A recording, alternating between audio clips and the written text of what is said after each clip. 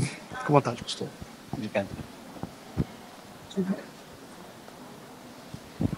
Paz do Senhor a todos. Amém.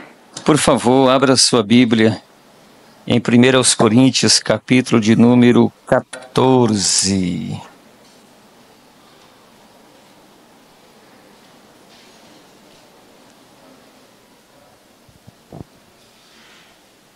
Primeiro aos Coríntios, capítulo de número 14.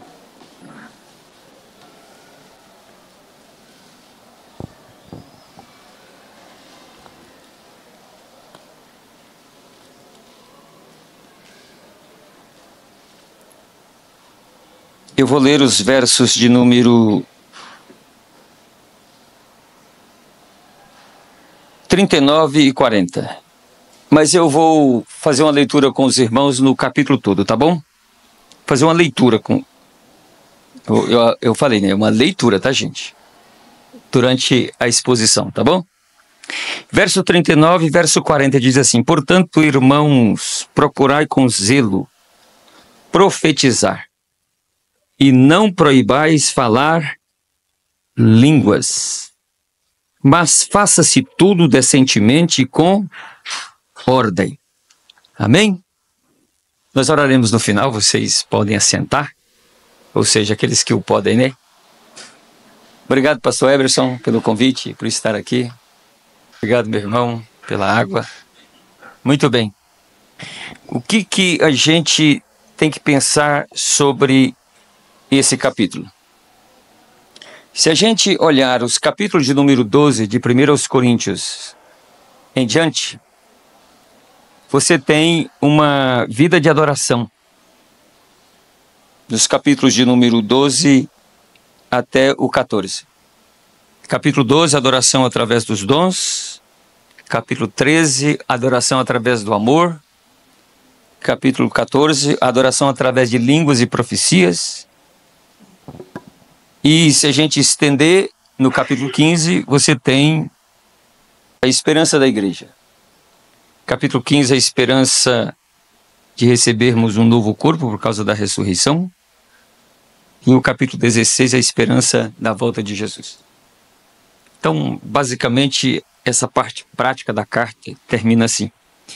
E você pegando, então, o capítulo de número 14, quando ele está falando aqui sobre línguas, ou adorar através de línguas e profecia, é muito interessante porque a ideia, ela não começa aqui.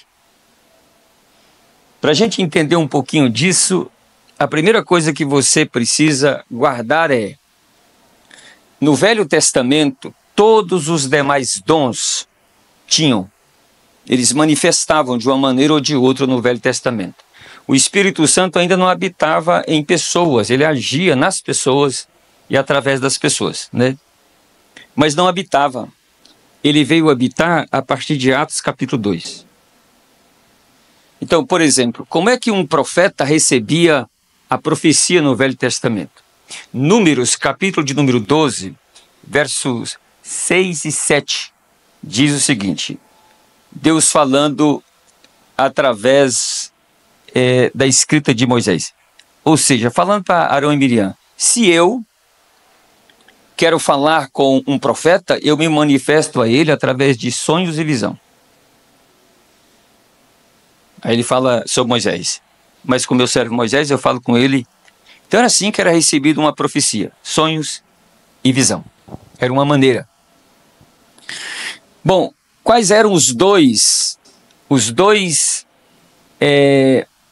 dons que não havia, que não era manifesto no Velho Testamento, mas que eles são manifestos no Novo Testamento? Dois apenas: línguas e interpretação de línguas. Esses dois dons nunca se manifestaram no Velho Testamento. Eles se manifestam no Novo. E isso está baseado na profecia de Joel, capítulo 2, verso 28 em diante. Que nos últimos dias derramarei do meu espírito sobre toda a carne. Né? Ele vai dizer de os novos, os jovens, os idosos vão profetizar, vão sonhar sonhos, vão ter visões e daí para frente.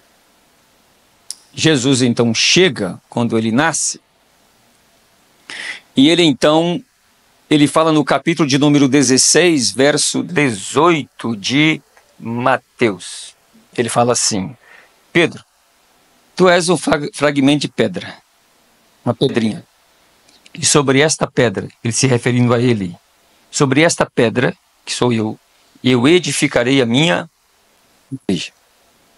Então ele está dizendo duas coisas. Primeiro, ele está dizendo, eu edificarei, está no futuro. Segundo, edificar é construir. Então a igreja não existia ainda. Tudo bem? Para não esquecermos. Edificarei está no futuro e edificar é construir. Portanto, a igreja então não existia ainda. Ela estava profetizada. O núcleo dela está em Jesus e nos seus discípulos. Os seus discípulos, em número de 12, depois 70, depois 120, depois 500, depois surge a igreja. Mas os 500 já havia, porque no dia que ele foi subindo, 500 irmãos viram ele subindo. Mas só 120 estava no cenáculo, em Atos 2.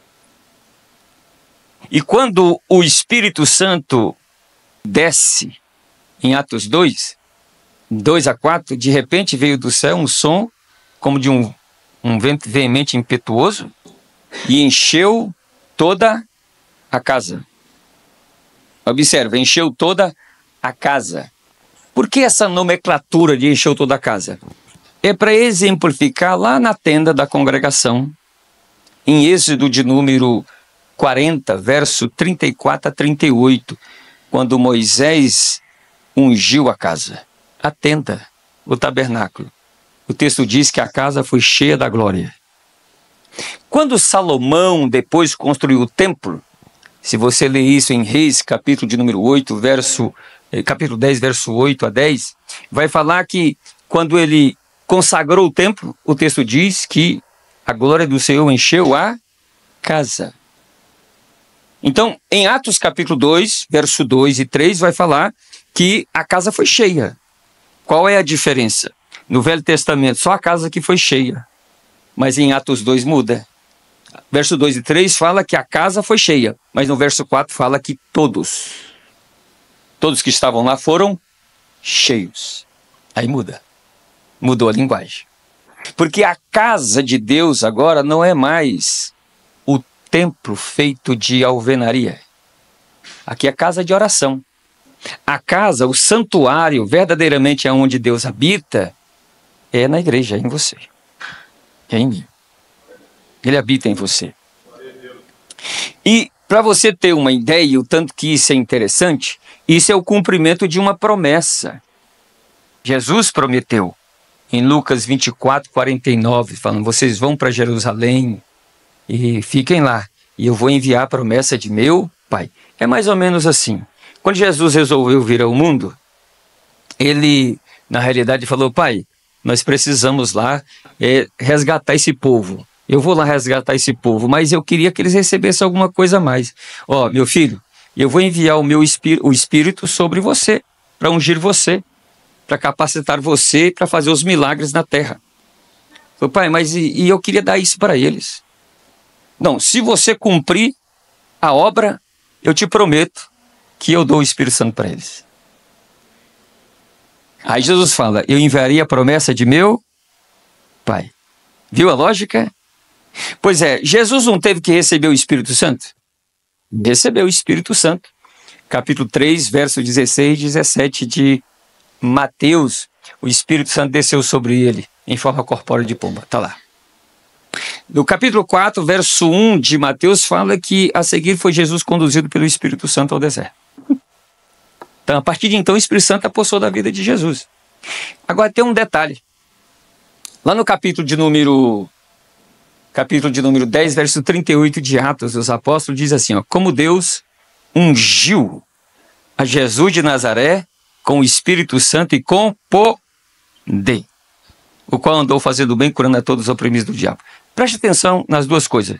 Ungiu a Jesus com o Espírito Santo, a pessoa, e com o poder. São duas coisas, amém? Por que tinha que ser assim? Jesus recebeu tanto o Espírito Santo como o poder.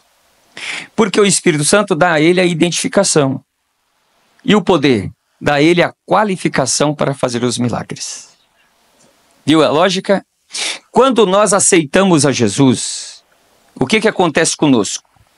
Capítulo 12, de 1 aos Coríntios, verso 13 e 14.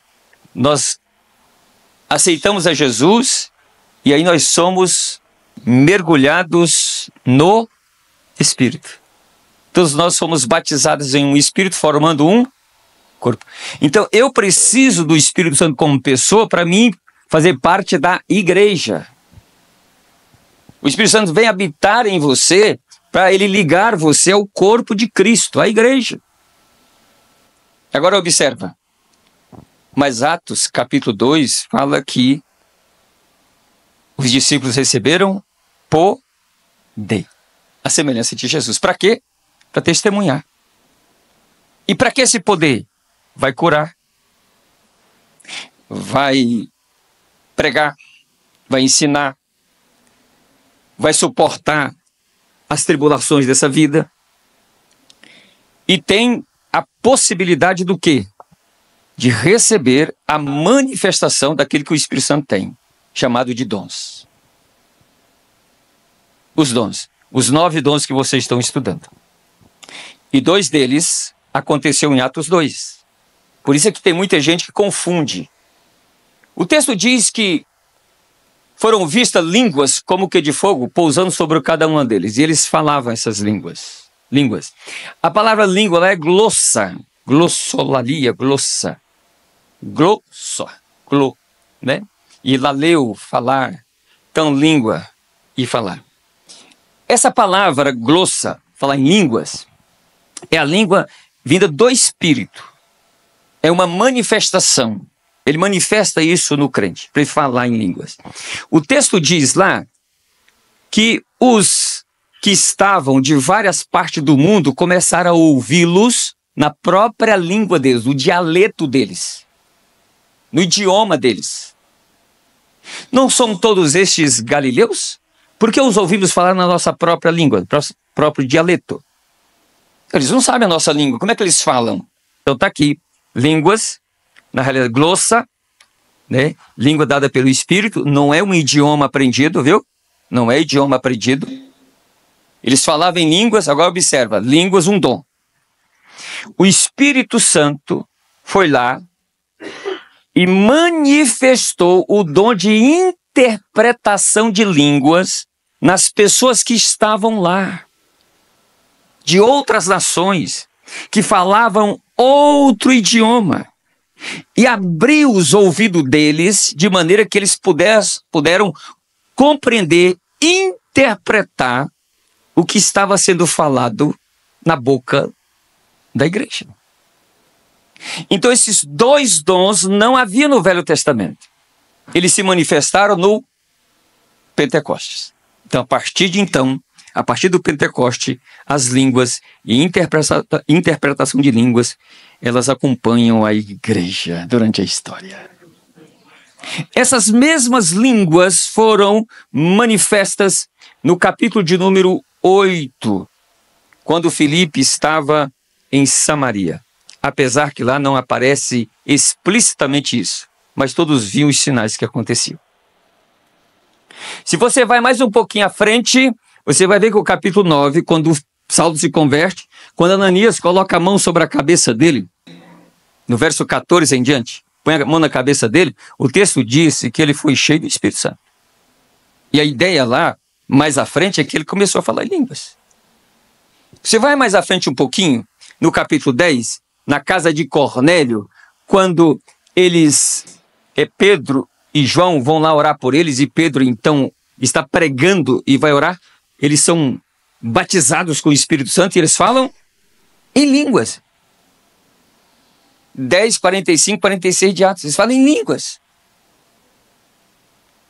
Quando você chega mais um pouquinho à frente, no capítulo de número 19 de Atos, Paulo encontra os presbíteros, os discípulos, lá em Éfeso. Você já recebeu o Espírito Santo? O que é o Espírito Santo? Nós não sabemos quem é o Espírito Santo. O texto diz que Paulo orou, pôs as mãos sobre eles e orou. E eles falaram em línguas. Viu a lógica? Línguas. O que é então um dom, pastor? Dom é uma dotação sobrenatural que vem sobre a vida de um ser humano. Dom, na realidade, é uma manifestação do Espírito Santo, do poder dele na vida de um crente para realizar algo. E isso é muito importante. Eu queria agora que você atentasse para a palavra-chave para isso. Nenhum dom, ele é manifesto que não seja para a edificação.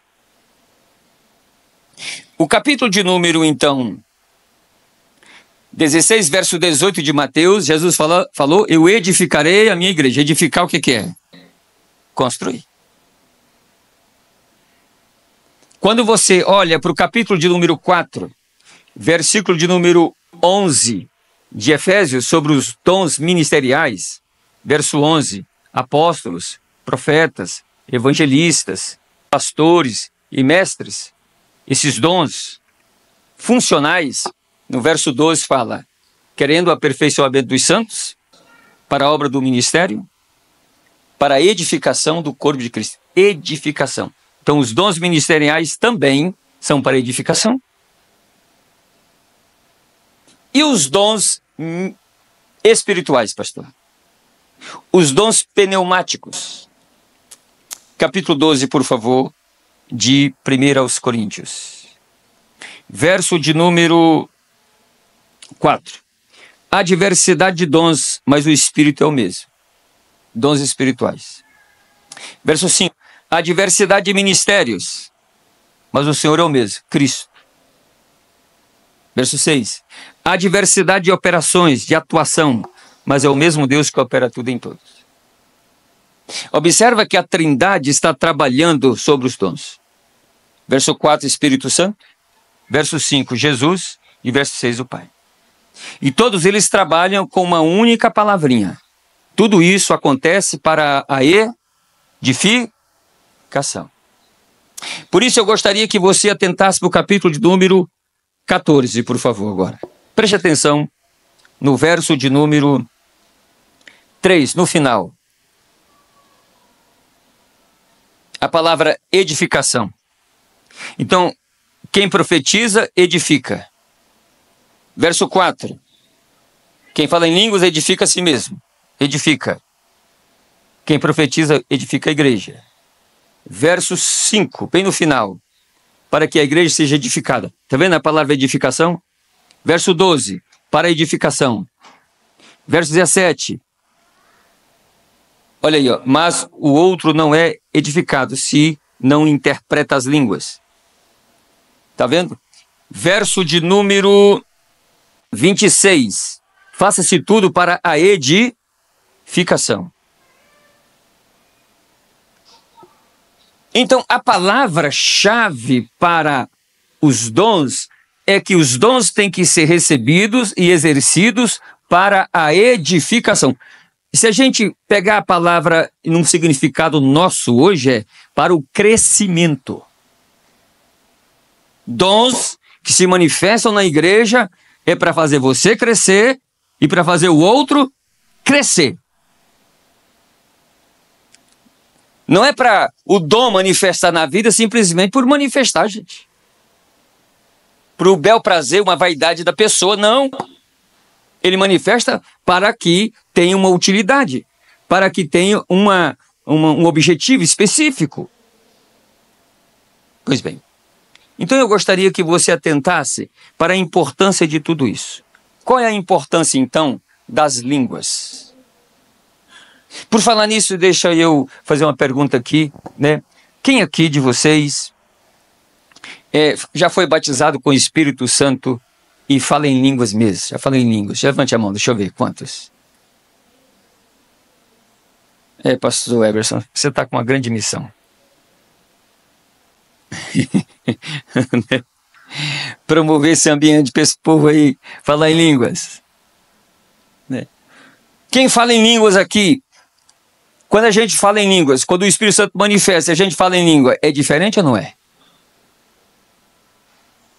É um negócio extraordinário, meus irmãos. É um negócio, dá uma alegria na gente, dá um gozo na vida da gente, dá uma completude de vida. Você fica animado. Você dá vontade de trabalhar, de cantar, de orar, de ler. Você dá vontade de tudo na obra de Deus. É um negócio extraordinário. É uma maravilha, meus irmãos. Línguas. Pastor, mas dons espirituais pressupõem que eu preciso tê-los para ser salvo? Não. Os dons espirituais é para você trabalhar. Ele vai manifestar na sua vida para uma edificação sua e daquele que você está ligado a ele. Pois bem, qual é a importância então? Primeiro, a importância particular. Acompanhe a leitura comigo dos versos 2 ao verso de número 4. Porque o que fala em línguas estranhas não fala aos homens, mas fala a quem? Deus. Então falar em línguas é importante por quê? Porque você fala com quem? Deus. Aí, você fala com Deus. É mesmo, pastor? É. Irmãos, esse negócio é bom, você não imagina o tanto. Quando a gente está na presença dele e ele manifesta na vida da gente, a gente vai compreendendo tudo o negócio. Ele abre o mundo para a gente, ele vai fazer a gente compreender, entender as coisas. Maravilha! Eu lembro da minha mamãe. Minha mamãe, isso é coisa meio maluca, sabe, irmão? Minha mamãe é um vaso de Deus, tem quase 80 anos. Aí ela estava lá lavando os trem da cozinha, né? Na pia, estava fazendo comida. Quando a fela começava, glória, aleluia. E eu falei, lá vem, né? Começava a falar em línguas, irmãos, e Deus tomava a própria boca dela para falar em profecia com ela. Tá vendo que coisa? Para o mundo isso é loucura. Mas acontece. Recentemente eu estava no culto lá na terça-feira, lá na Tiradentes, pregando, nós falamos um pouco sobre isso, e tinha um pastor lá na casa dele. Ele disse que dobrou o joelho na hora da oração, e quando ele dobrou o joelho, ele recebeu o poder do Espírito Santo lá na casa dele. E ele falou, pastor, e aconteceu uma coisa que nunca tinha acontecido comigo. O que foi? Deus tomou a minha boca em profecia e falou comigo mesmo. Tá vendo? É isso, meu irmão. E é isso que faz a igreja movimentar o Espírito Santo, o poder dele. E eu vou dizer mais, a igreja final, ela será uma igreja poderosa nos dons espirituais, viu? A manifestação de Deus vai voltar, você pode ter na certeza. Tá? Pois bem. Então fala Deus, né? Verso 3. Mas o que profetiza fala aos homens para edificação, exortação e consolação. Então, eu tenho línguas e eu tenho profecia. Eu falo a Deus quando eu falo em línguas. Mas quando eu profetizo para edificar, exortar e consolar. O que é a profecia, pastor? A profecia é a língua interpretada. A profecia é quando você torna essa mensagem legível ou inteligível. Inteligível. É isso mesmo, né? Compreensível, pronto. É isso. Quando você está falando em línguas e você torna isso interpretado, isso é a profecia. Só que acontece um outro dom aí. Fala em línguas, tem um dom de interpretar. Quando você interpreta e a pessoa compreende, isso é profecia. 3 dons trabalhando junto ao mesmo tempo. Que coisa linda, que maravilha, meus irmãos. Que coisa fantástica. Pois é. E aí ele vai dizer, Paulo dizendo, expressando o seu desejo. Verso 5. Eu quero que todos faleis línguas. Eu quero que todo mundo fale em línguas. Mas eu quero muito mais que vocês profetizeis. Que vós profetizeis. Porque o que profetiza é maior do que o que fala em línguas. A não ser que também interprete, para que a igreja receba edificação. Ou seja, ele está dizendo, quero que todo mundo fale em língua, mas que alguém interprete. Por que ele está dizendo isso? Porque é a questão particular, gente. Ele está dizendo que quando você for falar em língua, você fala para você, que edifica só você, então você fala para você. Ah, pastor, mas eu não posso falar em língua na igreja? Pode. Sem perturbar o culto, mas pode. Agora, se você estiver falando coletivamente, aí é bom que interprete. E quando você interpretar, se torna profecia. E profecia para que as pessoas que estejam na igreja saibam o que Deus está falando. Por isso, em segundo lugar, a importância pública das línguas, versos 6 a 13. Eu queria que você olhasse o verso de número 12 para você ver. Olha o que ele está dizendo aí. Assim também vós, como desejais dons espirituais, procurais sobejar neles para a edificação da igreja. Edificação de si? Não, edificação da igreja. Ou seja, quando os dons manifestam de forma pública, coletiva, a ideia é que o todo seja edificado. Deu para entender, gente? Amém? Continuando então. Eu gostaria ainda que você olhasse o verso 13 para você ver. Pelo que o que fala línguas estranhas, ore para que a possa interpretar. Vou falar um negócio aqui muito interessante. O capítulo 12 de 1 Coríntios, verso de número 11, fala que é o mesmo Espírito que opera todas essas coisas, repartindo particularmente a cada um como quer. Portanto, ele é soberano para manifestar o dom que ele quer, na pessoa que ele quer. Mas existe algo cristão, ou seja, uma ambição santa. Você precisa ambicionar as coisas espirituais. Você precisa dar motivo para Deus manifestar isso na sua vida. Você precisa querer, desejar, pedir. Eu posso pedir, mas ele não é soberano, pastor. Ele é soberano, mas ele deixou para nós pedirmos. Não, ele não deixou, não. Deixou. O capítulo 7, versos 7 e 8 de Mateus e o capítulo 11 de Lucas. Pedi, batei e buscai. O que pede recebe, o que busca encontra e o que bate se lhe abre. Quando você lê o texto, você vai ver que ele está falando de quem? Ele fala assim, se vós sendo mal sabeis dar boas coisas aos vossos filhos, quanto mais vosso Pai Celestial dará o Espírito Santo àqueles que lhe pedirem. Então você pode pedir. Tem ambição santa, meu irmão. E o que Paulo está dizendo no verso 3 aqui, 13 é o seguinte, ó. Você ora já em línguas? Oro. Então ore. Pede a ele, para ele manifestar em você a capacidade de interpretar essa língua, que vai ser muito melhor, não apenas para você, também para o outro. Aí você faz assim um negócio com Deus, você fala assim, Deus, eu estou querendo a interpretação, não é para mim não. É lá para os teus filhos lá, Deus.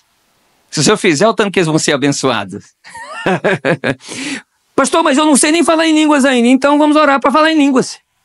Não vai fazer como aquele povo, né, o pentecostal que está por aí não, né? Escreveram aí um livro, não vou falar o nome do pastor não, é o pessoal que deve ouvir, depois vai ficar com raiva de mim, né? Eu vou falar, subirá, pronto.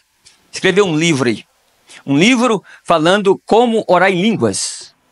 Só orar em línguas. Aí a pessoa aprende a falar em línguas, é aprendido, para eles é aprendido a falar em línguas.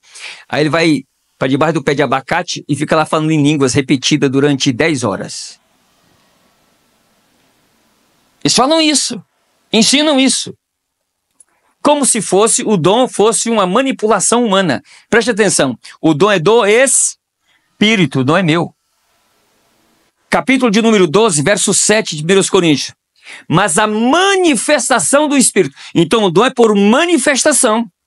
Ele manifesta para o que for útil. Realizou o milagre? Realizou a obra? Realizou. A manifestação acaba. Você já imaginou eu ter um dom de cura, se fosse meu? Eu com a varinha de candão. Seja curado. Seja curado. Seja curado. Que conversa é essa? Não é assim, não. O dom de língua é a mesma coisa. Manifestou, você fala. Não manifestou, não fala. E tem muita gente que fica falando ainda. A manifestação não está lá, mas ele continua. Porque ele sabe a língua que ele fala. Isso é manipulação, meu irmão. Vai buscar na fonte de novo. É ele que manifesta para o que for útil. Não tem mais utilidade, para que ele vai manifestar? Fala para mim. Tem que entender isso, tem que tomar cuidado. Então tenha a ambição santa, busque esse negócio. Pastor, você já falou em língua? Já. Eu falei em língua, é verdade. E tem cada língua bacana, irmão. Eu tenho um irmão meu, o segundo irmão mais velho. Quando ele tá assim na graça mesmo, ele começa a falar uma língua igual inglês. Que trem bonito, eu ficava pertinho dele só para me ouvir, sabe? Aquele negócio bacana assim, ó. E é interessante, quando manifesta na vida dele, ele fala em línguas, quem estiver perto, ele põe a mão, recebe batismo com o Espírito Santo. É a coisa mais incrível do mundo. Mas é uma maravilha. Ele vinha da cidade de Porto Nacional para a cidade de Gurupi, no Tocantins, 160 quilômetros. Aí ele vinha, começava a orar dentro do carro e o Espírito Santo pegava ele. E ele vinha falando em língua, aí quem estava dentro do carro começava também. Contagiava o povo. Eles chegavam lá em casa ali para meia-noite, 1h da manhã, todo mundo falando língua estranha, ninguém dormia mais, irmão. E orar. Era um negócio assim, pentecostal. Ou família pentecostal maravilhosa, viu? Que era desse jeito. E eu me lembro uma vez, quando eu estava falando em línguas, estava numa luta, uma guerra espiritual terrível. Terrível mesmo. Uma coisa diabólica.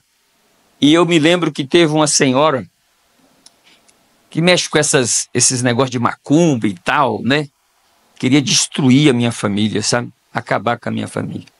Tinha um encanto. Né? E eu me lembro que o Senhor me deu uma visão e eu a vi. E ela me viu e ficava olhando para mim. E eu apontava o dedo assim para ela e pensava a frase em português e falava: em nome de Jesus, sai. Não saía não português não, saía línguas. Na hora que saiu a língua, eu nunca tinha falado aquela língua, foi a primeira vez. Na hora que saiu a língua, ela caiu por terra. Aí eu fui lá, coloquei a mão na cabeça e expulsei. Eu vi muitas vezes minha mãe, as pessoas chegavam lá na nossa casa para ela orar, e quando era coisa de cura, eu vi muita gente sendo curada através do ministério de Deus na vida dela. Não é doença qualquer não, gente, com câncer mesmo. Ela pôr a mão na pessoa e a pessoa ser curada. E quando Deus ia usar ela, a língua que era sair da boca dela era uma língua, um tipo de língua. Mas quando as pessoas chegavam, que era do mundo, que estava escrava por Satanás, que ela ia orar e a pessoa vinha sobrecarregada de coisas do mal e o demônio até manifestava na vida da pessoa, a língua que ela falava era outra. Era outro tipo de língua. Então eu julgo que variedade de línguas é porque tem línguas específicas para muitas coisas em cima dessa terra. Você está entendendo isso? Isso é muito importante. Se você está numa igreja pentecostal, então busque isso para a sua vida. Você vai ver que a coisa muda na sua vida. Não, muda mesmo.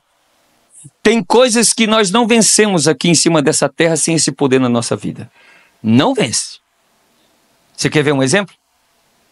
Mais um, né? Já contei, esse aqui é o terceiro já. Misericórdia. Um rapazinho chamado... não posso falar o nome dele não, né? Lá de Chaval, no Ceará, né? Ele falou que ele era viciado em pornografia. Ele não dava conta de largar. E ele foi para uma vigília. E lá na vigília, né? Começaram a orar lá para perto de meia-noite. Veio uma irmã falando em línguas estranhas lá, língua, e pôs a mão na cabeça dele. Na hora que pôs a mão na cabeça dele, ele disse que o céu abriu, ele viu uma tocha de fogo vindo do céu. Veio na cabeça dele, assim, começou a queimar a cabeça dele, desceu pro tórax, pro abdômen, pras pernas, os pés, voltou e saiu pelas mãos, queimou tudo. Ele voltou muito tempo depois falando línguas. Ele não era batizado com o Espírito Santo, foi batizado. Ele falou: a partir daquele dia, eu nunca mais tive desejo e nunca mais pus os olhos na pornografia. Tem coisas na nossa vida que só vai ser quebrada pelo poder do Espírito Santo na nossa vida, meu. Tem que entender isso. Isso é muito sério. Qual era a importância das línguas na vida de Paulo? Está nos versos 14 a 19. Deixa eu ler alguns versículos aqui para vocês aqui, ó. Verso 14. Porque se eu orar em língua estranha, o meu espírito ora bem, mas o meu entendimento fica sem fruto. Então ele está dizendo que a línguas, quem está ligado a isso é o espírito humano. Não é o Espírito Santo, não, é o espírito humano. Eu oro. Ah, pastor, mas eu perco a consciência. Não, eu não perco a consciência. Por que ele está dizendo isso? Porque a língua só edifica a mim mesmo. Só edifica ele. E se ele orar com entendimento, e quando ele ora com entendimento, duas coisas. Ele busca interpretação para que as pessoas possam entender, ou ele interpreta para que as pessoas possam entender, ou ele então, ao invés dele falar em línguas, ele ora com palavras que as pessoas compreendem. Senão vai ficar infrutífero, é isso que ele está dizendo. Ele não está proibindo aqui falar em línguas. Continuando, ele vai dizer mais aí atrás. Verso 17. Porque realmente tu dás bem às graças, mas o outro não é edificado. Ou seja, se você orar na igreja em línguas e perturbar o outro, vamos assim dizer, e não deixar o outro ouvir a mensagem da palavra, do evangelho, ele vai ficar confuso, vai ficar infrutífero. Então, se você orar em línguas, interprete a língua, para que ele entenda. Ou que outro interprete as línguas, para que também ele possa entender. É isso que ele está dizendo aqui, né? E aí ele termina dizendo o seguinte, todavia, verso 19, todavia, eu antes quero falar na igreja 5 palavras na minha própria inteligência, para que possa também instruir os outros, do que 10.000 palavras em língua desconhecida. Ou seja, se eu falar em línguas, tem que ter interpretação. Ou o outro tem que interpretar. Se você falar em línguas apenas, sem houver interpretação. Ah, pastor, mas eu não posso falar em línguas só para mim? Pode, só para você pode. Eu estou dizendo assim, se você não pode falar em línguas para perturbar os outros. Que é o que estava acontecendo em Corinto, gente. Virava um negócio. Um falava, outro falava. Daqui a pouco, ninguém entendia mais nada. Virava os parafusos aí. Você já viu aquele negócio? Ó, como é que tá por aí? O povo roda, irmão. Tá, rodar. E aí, terminou a roda. E aí, você tá melhor? Caiu, ficou meia hora no chão, levantou santo, anjo, querubim. Não, então não adiantou nada. Deu para entender isso? Ah, mas se ele receber isso e ele carregar um banco na cabeça e dar uma rodopiada assim e sair pulando no meio do mato. Mas se ele voltar convertido, beleza. Deu para entender, gente, isso? Isso é muito sério, né? Então por isso é que está um escândalo por aí, muita gente desacreditando disso, porque não entende isso.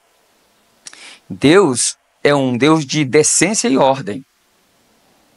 Pastor, mas muitos não podem falar em línguas? Pode, na hora certa. Vamos orar, irmãos. Vamos orar. Aí você pode.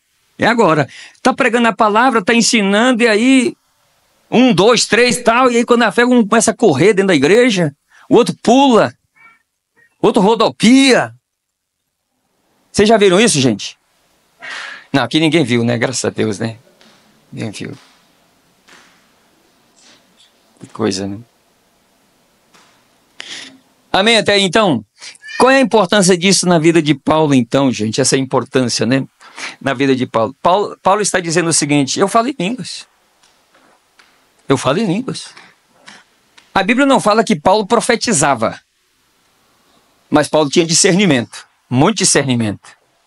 Paulo tinha a palavra do conhecimento? Tinha. A palavra da sabedoria? Tinha. Ele tinha. Paulo também manifestava na vida dele, vamos assim dizer, a manifestação do dom de milagre? Sim, também. Ele tinha visões? Tinha visão. Ele tinha sonhos também? Tinha sonhos. Anjo aparecia para ele? Aparecia. Não foi só uma vez não, viu? Ele entendia desse negócio. Por isso ele podia falar. Continue aí, por favor. Verso 18. Dou graças ao meu Deus, porque falo mais língua do que vós todos. Rapaz, eu fico pensando, eu queria orar um pouquinho perto de Paulo, irmão. Só um pouquinho, aí uma meia hora tava bom, Paulo. Viu, Paulo? Paulo pequeno. Né? Queria orar lá só meia hora com ele. Paulo, eu quero orar aqui meia hora contigo. Rapaz, eu fico pensando o que é que eu ia receber, irmão. Era um negócio extraordinário, né? Porque é verdade, irmão, quando a gente fala em língua, quando o Espírito Santo manifesta a língua na gente, quem está perto sente. Recebe mesmo. Contagia. É um negócio fantástico, maravilhoso. Eu fico pensando, Paulo. Mas, em quarto lugar, a importância das línguas em propósito. Do verso 20 ao verso de número 25. Ele vai dizer o quê? Olha para você ver aqui, ó. Verso de número 22. De sorte que as línguas são um sinal não para os fiéis, mas para os infiéis. E a profecia não é um sinal para os infiéis, mas para os fiéis. Que coisa interessante. Então, o que a profecia, as línguas produz, pastor João? Produz convicção. Qual é a convicção que ela produz, pastor? Continue no verso 23. Se, pois, toda a igreja se congregar num lugar, e todos falarem línguas estranhas, e entrarem em doutos ou infiéis, não dirão porventura que estáis loucos? Continue, verso 24. Mas se todos profetizarem e algum indouto ou infiel entrar, de todos é convencido, de todos é julgado. Para aí, o que ele está dizendo aqui? Ele está dizendo que quando você fala em línguas, porque é um sinal que Deus está no meio, e quando você profetiza, você está dando direito a Deus convencer as pessoas, tornar convicto as pessoas de que elas estão em pecados. Porque a ideia aqui é essa. Ou seja, quem aqui já participou de um culto em que manifestou-se as línguas na igreja, manifestou-se o dom de profecia, Deus falou com uma pessoa e a pessoa foi confrontada com o pecado dela? Deixa eu ver, quem já teve isso aqui? Deixa eu contar um negócio para vocês aqui. Vou contar da minha casa, minha família. Uma sobrinha minha, uma prima minha, lá no Gurupi, Tocantins. Ela morava quase 100 quilômetros de Gurupi, Tocantins, na Alvorada, Tocantins. E a minha mãe saiu do culto, era um culto parece que de libertação, um negócio assim. Minha mãe chamou ela e falou para ela assim: você não volta para a sua cidade esse final de semana, porque Deus me falou que se você voltar, o seu marido te mata. Ela virou para minha mãe e falou: quem é a senhora? Uma comedora de arroz com feijão para Deus falar com a senhora. Pegou a mala e foi embora. Sábado, baile na cidade. Ela estava no salão dançando. O marido, ou o ex-marido, entrou no salão, sacou um 22, hein? E atirou nela. A bala pegou no coração. Ela caiu em cima das pernas e saiu de lá pro necrotério.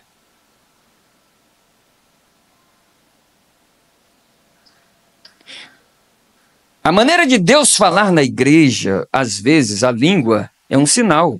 Sinal para quem? Para os infiéis. Deus está no meio desse povo. E a profecia, pastor? A profecia é para trazer convicção, não apenas para os infiéis. Porque a profecia é um sinal para os fiéis. A profecia é um sinal para mim e para você. Deus nos confrontar e trazer convicção se nós estamos bem ou mal. Se estamos bons ou ruins na fita. Essa é a lógica. Pois bem. Então, qual é a importância, então, da regulação disso? A regulação. verso 39 e verso 40. Portanto, irmãos, procurai com zelo profetizar e não proibais falar em línguas. Mas faça-se tudo decentemente e com ordem. É preciso regular, pastor? É preciso regular. Regular o uso das línguas na igreja? É. Como assim, pastor? Você vai controlar o espírito? Não. É só colocar ordem e decência, é só isso. Irmãos, o culto hoje é para quê? Culto é de oração. É? Então hoje é o dia. Vamos orar. Agora cantaiada, fala em língua, pode falar. Não. Pode profetizar à vontade. Pode, ué. 1, 2, 3, esperando o outro falar. Levantou um, profetizou, parou, levanta o outro e profetiza, né? Parou o outro, levanta o outro e profetiza. É isso. Mas e as línguas? Pode falar o tanto que você quiser. Um acolá, outra ali, outra acolá, pode falar. Vai virar um barulhão de línguas, hein, irmãos? Um barulhão. Porque o propósito do culto é para isso. Agora nós temos um propósito. Qual é o propósito? Hoje nós vamos aqui aprender sobre graça. Tá, vamos aprender sobre graça, beleza. Então vamos entender graça. Não, o culto hoje é de oração. Para quê? Para a gente receber o Espírito Santo, o poder dele da nossa vida, a manifestação dos dons espirituais. Aí, ó, maravilha. É isso. Essa igreja gosta de vigília? Gosta, irmão, de vigília? Quem aqui já fez uma vigília sozinho? Deixa eu ver aqui. Já fez? Ah. Eu já fiz. Vigília sozinho. Eu já fiz vigília não apenas à noite, já fiz vigília de dia. Mas é vigília mesmo, não é orar 1 hora, 2 horas. Ó, mas vamos para vigília. Aí vai para vigília, começa às 10 horas e termina meia-noite. Aí nas 10 horas, 1 hora é cantando. Meia hora é dando uma reflexão. E meia hora para orar. 10 minutos é para aquilo, 10 minutos para aquilo, 10 minutos para aquilo. Mas que vigília foi essa?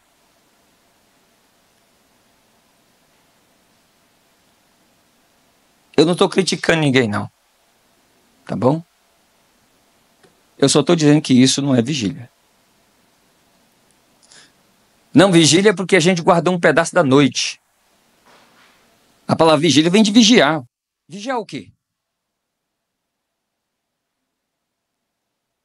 Eu estou vigiando Cristo na minha vida durante esse período. Eu estou aqui exclusivamente para mim pensar nele, falar com ele, louvá-lo e glorificá-lo através da minha vida. Vou gastar o meu tempo com ele? Isso é vigília cantando? Sim, tudo bem. Mas a questão não é essa. A questão é que eu canto 1 hora e oro 10 minutos. Você precisa, nós precisamos orar. Orar. O Espírito Santo, ele vem sobre nós quando a gente está orando? Sim. Ele vem sobre nós quando a gente está dormindo? Sim. Quando a gente está dirigindo? Sim. Eu tive um pastor chamado Gabriel Makiyama, descendente japonês. Falava esse negócio de batismo com o Espírito Santo para ele e pulava lá no mato. Um dia ele estava dormindo, aí acordou de noite falando uma língua. Soltava a boca. Foi batizado com o Espírito Santo. Ninguém colocou a mão, ninguém fez nada. Ele foi batizado dormindo. Há muitos testemunhos. Aquela cantora Andréas Fonte canta um hino, ela é da terra do Paulo Pinheiro, o homem lá de bom sucesso. Né? O alto da glória, né, lá. Conta que alguém foi batizado onde? No ônibus. Eu conheço a história de um rapaz que ele foi batizado na fila no aeroporto. Foi batizado na fila no aeroporto. Saiu pulando no meio do aeroporto, falando em língua, glorificando a Deus, e o povo olhando, olhava. Né? Foi batizado com o Espírito Santo, pastor Wellington, lá. Você está vendo? É o moço que queria ser batizado com o Espírito Santo, e na Assembleia de Deus, o que acontecia? Toda festa, domingo de manhã, era manhã missionária e oração para batismo com o Espírito Santo. Ele andou o Brasil inteiro. Onde tinha festa, agora é oração, ele corria lá na frente.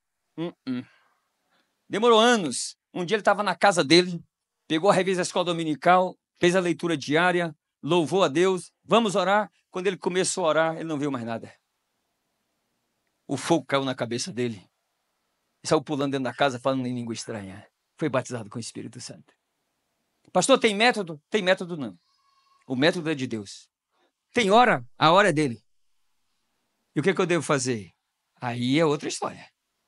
Eu tenho que ter uma missão santa. Eu tenho que pedir. Eu tenho que buscar. Eu tenho que me dedicar. Eu tenho que querer. Eu preciso fazer isso. Quantos querem? Deixa eu ver. Maravilha, hein? Um dia eu dirigi um trabalho lá no estado de Tocantins, Gurupi. Tinha uma favela lá chamada Jardim dos Buritis. Hoje é um setor bem, né? Lá. E lá nessa época não tinha energia. Tinha energia não, nem televisão, não tinha nada. E eu fui para lá começar um trabalho lá. Um jovenzinho de 18, não, já tinha 20 anos, 20, 21 anos. Né? Comecei na frente de uma casa lá. Começamos a pregar o evangelho. Reuni umas 70 pessoas na frente da casa. E orar, irmão, caía 5, 6 endemoniados. Uma coisa terrível. E aí, Jesus foi salvando gente. E um dia, nós estávamos no fundo da casa de uma irmã chamada Josefa, uma diaconisa da igreja, que foi ganho lá. Nós estávamos dirigindo o culto no fundo da casa, numa área grande, e nós estávamos orando para terminar o culto. E aí, no momento, os irmãos de Madureira tinham terminado o culto e vieram e entraram aqui numa roda que nós tínhamos feito. A gente sempre fazia isso, fazia uma recitação, cantava um hino e orava a Deus, e agradecendo e ia para casa. E veio um irmãozinho e ficou do meu lado, baixinho assim. E eu lembro que ele não tinha os dentes da frente assim, era um lugar muito carente, né? O pessoal fala de banguela, né? A gente não pode falar isso, parece que é pejorativo, né? Dá o nome que vocês quiserem. Necessitado de dente, né? E aí, o que aconteceu? Irmãos, na hora que nós terminamos de cantar, que eu levantei as mãos para o céu e nós falamos, Senhor, nós te louvamos. Ele saiu pulando aqui, falando em língua estranha. Falando em língua, foi batizado com o Espírito Santo. Ninguém pôs a mão, ninguém fez nada. E aí eu me lembro dessa cena, porque quando ele falava, como não tinha os dentes da frente, saía aquelas gorfadas de cuspe. Né? Foi uma coisa extraordinária. Né? E a mulher dele, que também era baixinha, falou assim, eita Jesus, ele está batizando meu esposo com o Espírito Santo. Aí eles me contaram que eles estavam lá na igreja de Madureira fazendo uma campanha, lá já fazia muito tempo, que eles estavam fazendo uma campanha lá de oração para Jesus batizar com o Espírito Santo. Então não tem método. O método é de Deus. A hora é de Deus. O jeito é de Deus. Quem sabe, hein? Quando você estiver lá no banheiro tomando banho, o Espírito Santo te pega lá, hein? Quem sabe? É isso. Dirigindo o carro, trabalhando. De madrugada. Quando a fé o povo acorda com o barulhão. O que é isso? O que foi? O negócio é forte hoje aqui. Pode acontecer? Pode. Pode acontecer. Amém, irmãos? Então fiquem em pé, por favor. Eu não preguei, não. Não preguei, não. A proposta era essa, era só falar sobre as línguas. Contar essas experiências para vocês. Eu não vou perguntar se vocês gostaram ou não, porque isso é propaganda. Mas nós vamos orar agora. Eu deixei bastante tempo para a gente orar. Né? Para a gente orar. E eu gostaria que o grupo de louvor viesse aqui, por favor. Né? O grupo de louvor viesse aqui. Amém, meus irmãos?